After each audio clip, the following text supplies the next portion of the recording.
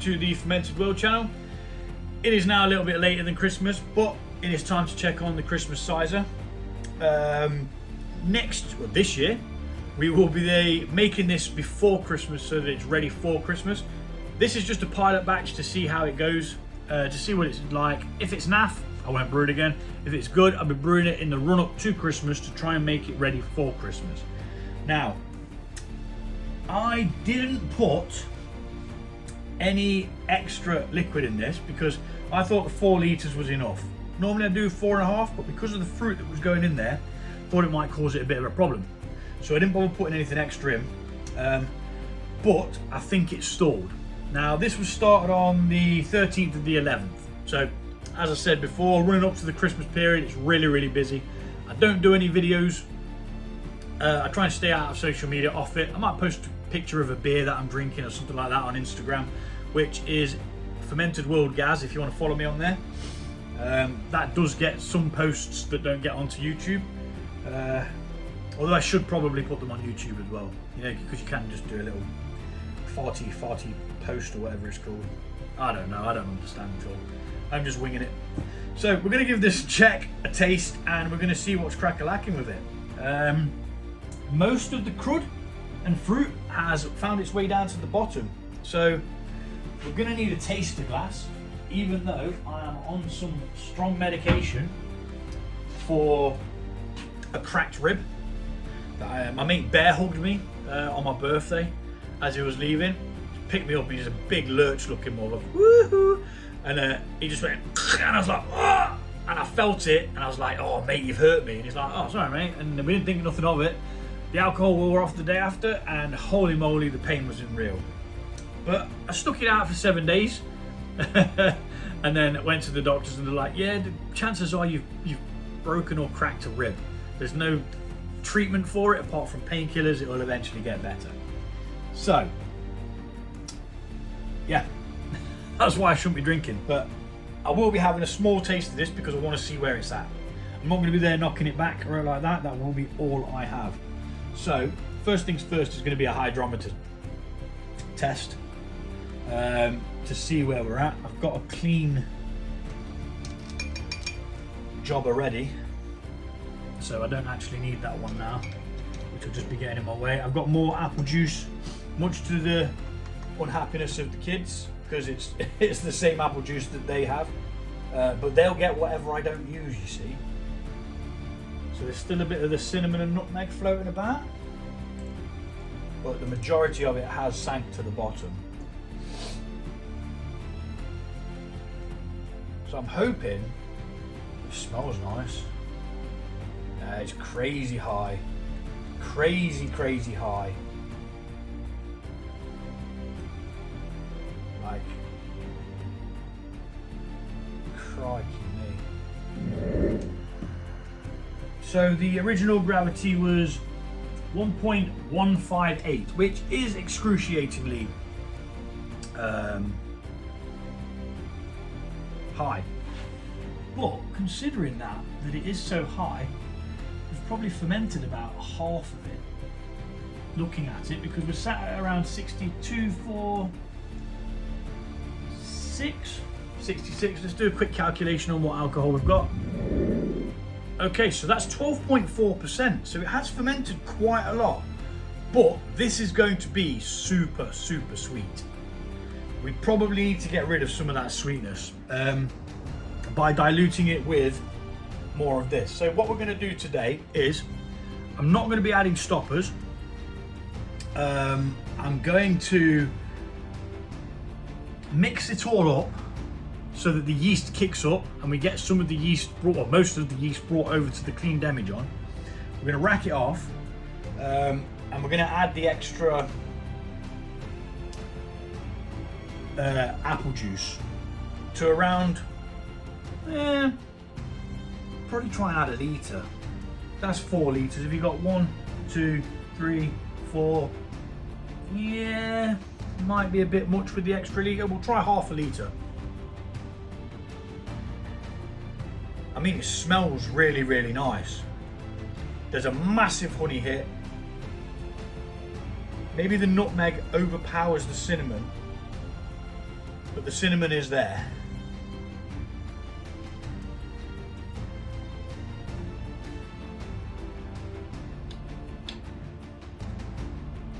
Yeah, it's way too sweet.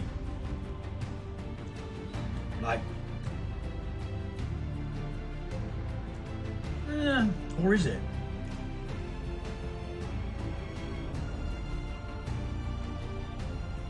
Yes. Yes, it is. I wondered then because the afternote was quite nice. Right. So we are going to be racking this. So it's going to go up here. And what we're going to do is, like I say, we're not adding stoppers or anything because we don't want it to stop the fermentation. We want it to ferment some more of this. And I'm just going to gently mix up that yeast deposit on the bottom because, like I say, we want to take that with us. We'll leave the fruit behind. I do have extra fruit to put in secondary, but it may not even be necessary because there is a fruity flavour in there as well. Like, I think that's pretty much mixed back up. So then we're going to rack, and we're not even being careful when we rack this either. We'll be taking cinnamon, we'll be taking nutmeg, and obviously the apple juice, the fermented apple juice that's in there. But at 66, like I say, that's really, really sweet. It's a sickly sweet kind of thing. It's not actually pleasant until the sweetness has disappeared and the cinnamon and the nutmeg kicks in. But for it to have the apple juice in, I kind of want it to be a bit appley as well. So we are going to try and ferment it a little bit more, but I'm going to have to keep tabs on it because I don't really want it going any higher than 16. But that said, adding the extra apple juice is going to be adding sugar.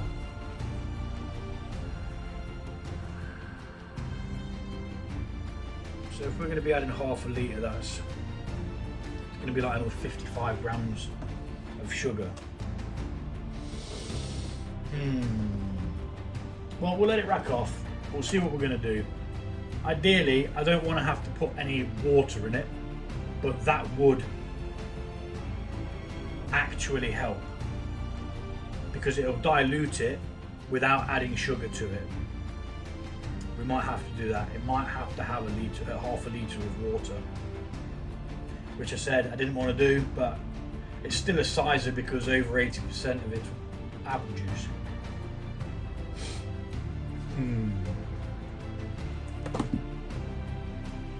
Come on, you luscious thing.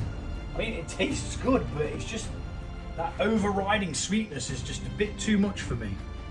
A bit too much. I've got one pal who would absolutely love the shish kebab out of that. Nearly swore. It is nice, but it's just too much. Just a little bit too much. If I say a little bit, I'd want it at least another 30 points down. So I need it to ferment another half of what's there, which will give us probably about another 4 or 5%, which isn't all that much of a problem. Bearing in mind this did have brown sugar in as well, demerara sugar, which could also be added to the overall sweetness.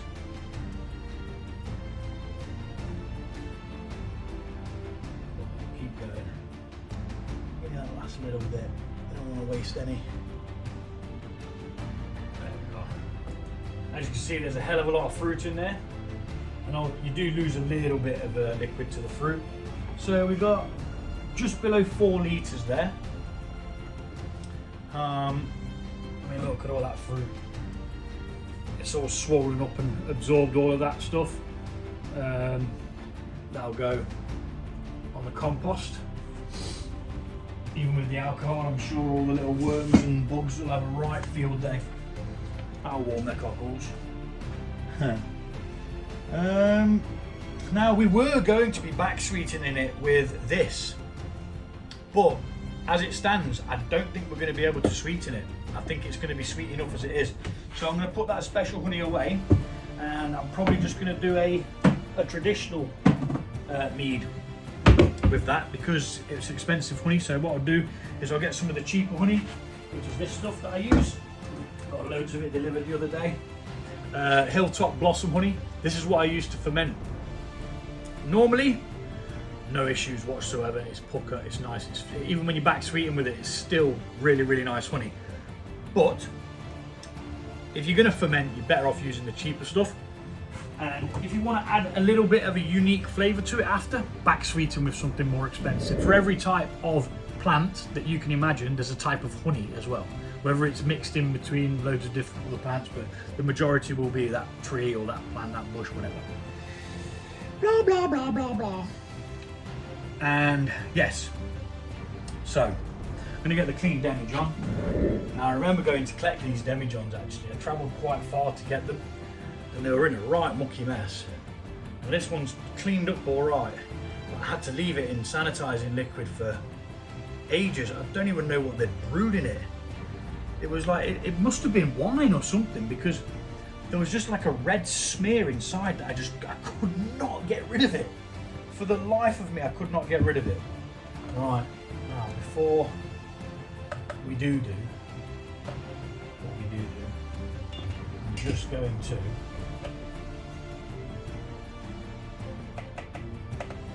top this up with water, because I am using the water. I'm not going to use the apple juice. We don't want to add any sweetness to this, because then we're going to have to ferment it, and I don't want to have to, because it's already crazy. I think the 30 mark will be perfect for this. With a bit of luck, we'll dilute this, and we will get it fermenting again. There's no reason why it shouldn't. Okay, so that's 500 ml of water. Let's try not to make it splash, because we don't want to add oxygen to it, really. I know this isn't ideal, adding the water to it now, but this is why I make the videos, so you learn from my mistakes. So when you go to brew this, straight away you will put the extra water in, or you'd use less sugar or whatever, which means we've added 750 millilitres.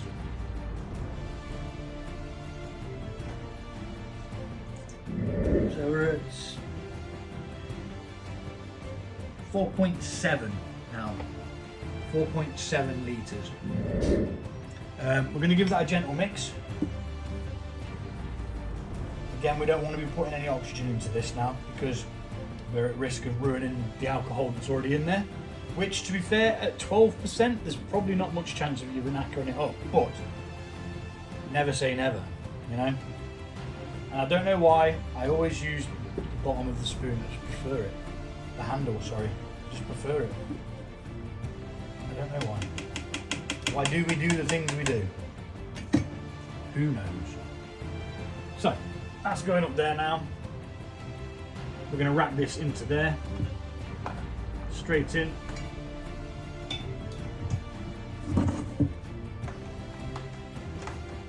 And we shall be back once we know what's cracking off with it. I think we'll speed this up.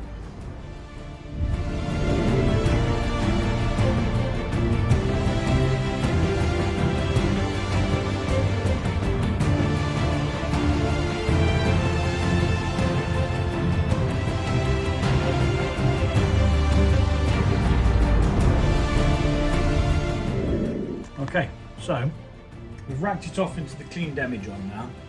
There's no fruit left. We've topped it up with 700 ml of water instead of the apple juice, which I was going to use, which the kids will be happy about that, because I can go back in the fridge now. And it's only cheap apple juice that I use anyway, because fact is you're fermenting it, so you're not really going to get much from it, because all the sugars that are in it that give it its flavour will be fermented. But we're going to take a hydrometer reading now, because we need to know what we have at this moment in time. to know whether it's fermented anymore and how much more it's fermented, and then we just add that onto the ABV that we had before, which was 12.4, I believe, which again, that's not a bad mark. 12.4 is not bad at all. And it hasn't really made much of a difference. But what it might do is allow the yeast a bit of breathing room to start fermenting again. I'm sure we'll find out.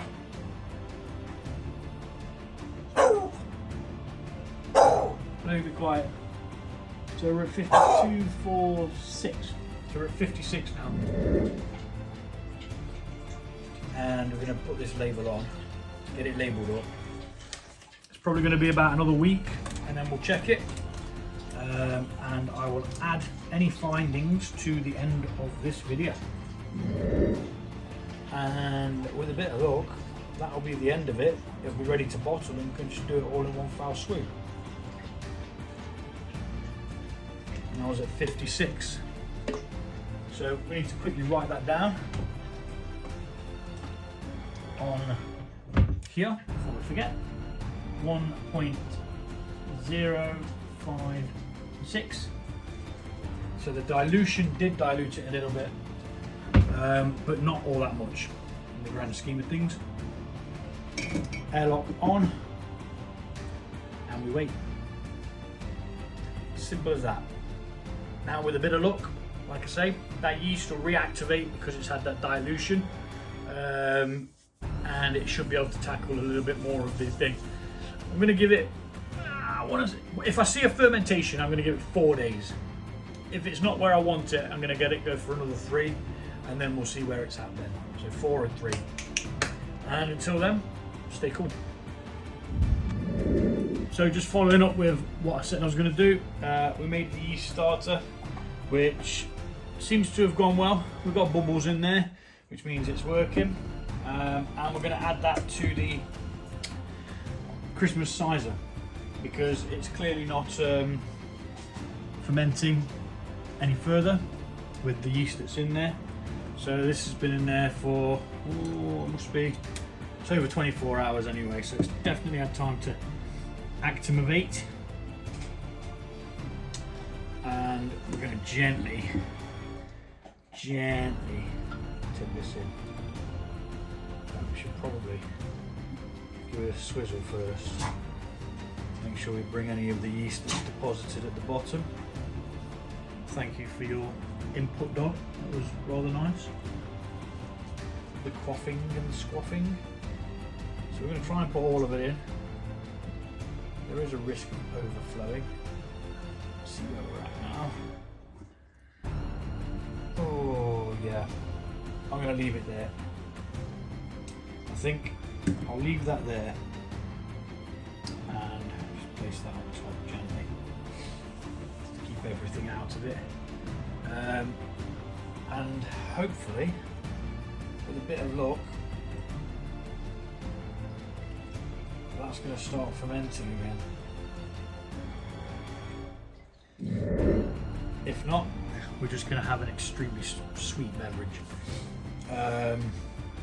which isn't ideal. It's not what I want. I really wish I could put more of that in. What I might have to do is actually remove some of the liquid to put that in. I think that's what I'm going to have to do. There's no point doing a yeast starter unless you're actually, oh, that's dirty. Bloody. That's a tip smart. Don't recommend doing this because there's every chance you're adding oxygen, but I haven't sterilised anything, so it's kind of a got to be. And we're then going to add the rest of this yeast starter.